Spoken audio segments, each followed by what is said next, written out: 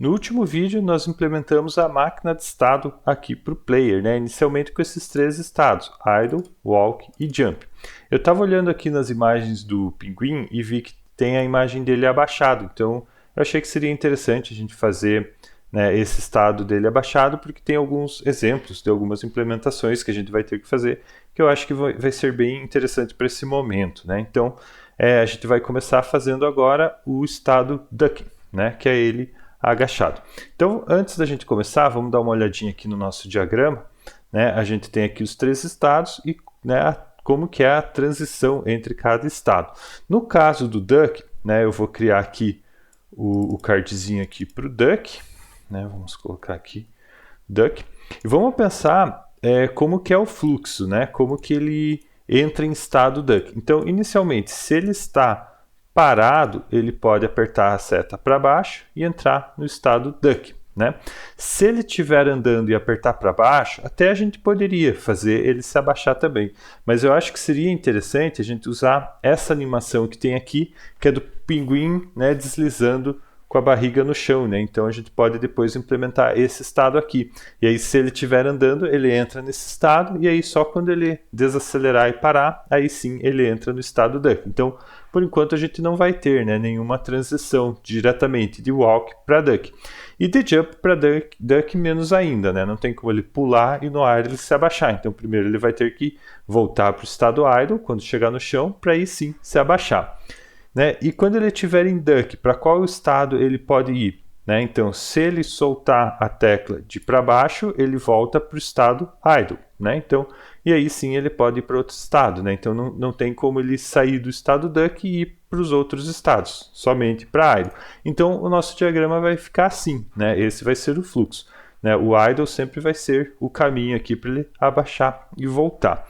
Então, voltando aqui para Godot, a gente vai fazer algumas coisas, né? Primeiro a gente tem que criar essa ação aqui nas nossas teclas, né? Então eu vou vir aqui em projeto, configurações de projeto, vou vir aqui na aba mapa de entrada e vou adicionar uma nova ação, né? Então eu vou escrever aqui duck, apertar enter, aparece a ação aqui embaixo e a gente clica nesse botão de mais para adicionar quais são as teclas, né? Então vou pressionar aqui a tecla S do meu teclado, né? Ele vai cadastrar aqui, né? E vou adicionar também a setinha para baixo também aqui do teclado, para a gente poder jogar tanto com a mão esquerda aqui no WASD, quanto com a mão direita aqui nas setinhas, né? Então, cadastrei as duas teclas, vou fechar essa janela. E agora a gente pode cadastrar, criar também a animação do player, né? Então, vou vir aqui no player, selecionar o Animated Sprite 2D, e a gente vê que a gente tem os três estados, idle, jump e walk, né? Eu vou clicar aqui nesse botão para adicionar uma nova animação. Vou renomear essa daqui como duck, né? Isso tudo a gente já fez, então por isso que eu estou passando mais rapidinho. E aqui eu vou adicionar só a imagem, né, dele abaixado, né? Aqui, se ele está em looping ou não, o FPS, não importa porque é uma imagem só, né? Eu vou desmarcar aqui, né, o looping, que não faz muito sentido. Beleza, então agora a gente já tem a tecla e já tem a animação, né? Agora o que a gente precisa fazer? Só atualizar o nosso script para esse novo estado. Então, a primeira coisa é adicionar aqui no nosso enumerador, né, o nosso quarto estado. Então, eu coloco uma vírgula aqui no último e adiciono uma linha com o duck, tá? E agora, como a gente já tem um padrão aqui da nossa máquina de estado, né, a gente tem o match aqui, que ele passa por todos os estados, a gente tem as funções que preparam para o estado e aqui embaixo a gente tem as funções de cada estado. Então, simplesmente a gente vai criar, né, as novas funções aqui para o nosso novo estado. Então, aqui no match, né, a gente vai adicionar um novo caso, que vai ser o player state.duck. E aqui a gente vai chamar a função que eu ainda não criei, né, mas que vai se chamar duckState. Então eu já deixo prontinho ali. Eu vi que aqui eu coloquei o S maiúsculo, né, no vídeo anterior, então eu já vou arrumar aqui do jump state, vou arrumar aqui e vou arrumar aqui embaixo também. Beleza. Então assim, né, agora eu preciso criar a função que prepara para o estado. Igual tem o go to idle state, go to walk state, go to jump state, vou ter também a função go to duck state. Por enquanto eu vou colocar como pass, né? E a gente já volta para fazer o código dela. E aqui também, né? A função do próprio estado, né? Então vamos colocar aqui a função duck state e também vou colocar aqui como pass, tá? Beleza, a estrutura está pronta, agora a gente só precisa fazer a lógica de cada função dessa, né? Aqui parou de dar o erro, está tudo certinho. Então, para a gente preparar para o estado duck state, a gente pode seguir, né, bem parecido com o que a gente já fez aqui, né? Então, a primeira coisa que a gente faz é trocar o estado mesmo, né? Então, eu vou trocar aqui, ó, status passa a ser player_state.duck. E também tocar a animação, né? Então, anim.play, passando a animação duck, tá? Beleza, então a gente já conseguiria entrar no estado, a gente só precisa chamar esse estado, né? Então, aqui que a gente vai consultar o diagrama, né? Então, se eu estou em idle, eu posso passar para duck. Então, eu sei que eu só preciso fazer mais uma verificação aqui dentro do idle state, né? Porque se ele está em idle, ele pode passar para walk state, né? A gente faz a verificação aqui da velocidade. Se o jogador, né, aperta o botão de pular, ele passa para o pulo. Então agora a gente adiciona uma nova verificação, que a gente vai ver também vai ser um input. E nesse caso a gente vai ver, ó, se is action, eu não vou usar o just pressed, eu vou usar esse is action pressed, passando aqui o duck, tá? Tem uma pequena diferença, né? O isAction just pressed é no momento que a pessoa apertou. E aqui ele verifica se está apertado, né? Por que eu vou fazer usando essa, né? Porque sim, se o jogador está andando para frente, aperta para baixo e depois para de andar para frente, como ele já estava apertando para baixo, ele vai se abaixar.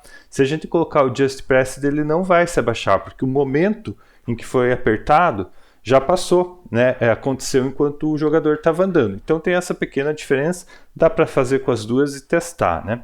Mas para funcionar melhor, essa isAction pressed vai funcionar melhor.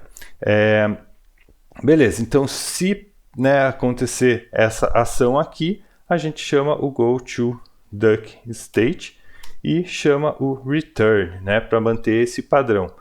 Por exemplo, aqui a gente já tem 3 verificações. Se entrar em qualquer uma dessas, é a única que ele vai fazer, né? Porque se ele entrar, ele já dá o return e sai aqui da função, porque ele já trocou de estado. Beleza, então agora a gente já pode, né, colorir essa setinha aqui de azul para a gente já saber que essa parte está implementada, né? Então vamos testar. F6, né? Opa, só esqueci de colocar aqui na nossa fase do Tropic. Beleza, então está andando normalmente, apertou para baixo, ele se abaixa. Só que ele não levanta mais, né? Mesmo que eu solte, né? Porque a gente ainda não fez esse retorno. Então vamos fazer esse retorno agora. Então, se eu tiver na duckState, né, essa função que a gente acabou de escrever aqui, agora eu preciso verificar se ele vai levantar. Então eu vou fazer meio que o contrário do que eu fiz lá, né? Então eu posso fazer if, eu posso olhar se a tecla não está mais sendo apertada, ou eu posso usar a função que tem aqui também, ó, que é a de just released, isAction just released. Vou usar essa daqui, né? Nesse caso não vai fazer diferença, então eu vou colocar também aqui a ação de duck. Então isAction just released, released é quando a gente solta, né? Então a gente está com o dedo ali na tecla e solta, né? Então se acontecer isso, eu sei que eu tenho que chamar goToIdleState.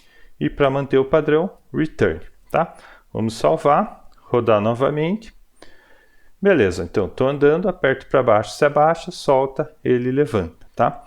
Tem algumas outras coisinhas que a gente precisa fazer aqui, tá? Por exemplo, quando eu me abaixo, eu não estou conseguindo me virar para um lado e para o outro, né? Não faz muita diferença, mas eu acho que seria interessante a gente fazer essa correção. Mas uma outra coisa que eu acho que é mais grave nesse caso é que se eu vier aqui no player, por exemplo, eu vou habilitar para a gente poder enxergar o colisor e eu vou aumentar o z-index para ele desenhar o colisor por cima do player, tá? Vou salvar aqui, voltar para a nossa fase Tropic e rodar de volta. Agora a gente está enxergando o colisor. Quando eu me abaixo, ó, o colisor ele continua igual, né? Porque a gente não tratou isso ainda, né? Então a gente vê aqui que o colisor fica para fora, né? Então idealmente o colisor deveria, né, diminuir aqui, ficar pequenininho também. né? Porque, por exemplo, se tiver vindo um projétil e o jogador se abaixa, a ideia é que, né, o colisor diminua também, porque desse jeito aqui o projétil pegaria no colisor, né, e não adiantaria nada se abaixar, tá? Então no próximo vídeo a gente vai fazer essas duas correções, fazer ele poder se virar quando está abaixado e fazer o colisor diminuir também e depois voltar ao normal quando ele levanta, tá? Então não deixem de ver aí o próximo vídeo, se inscrevam aí no canal, comentem o que vocês estão achando, tá? E bora para o próximo vídeo.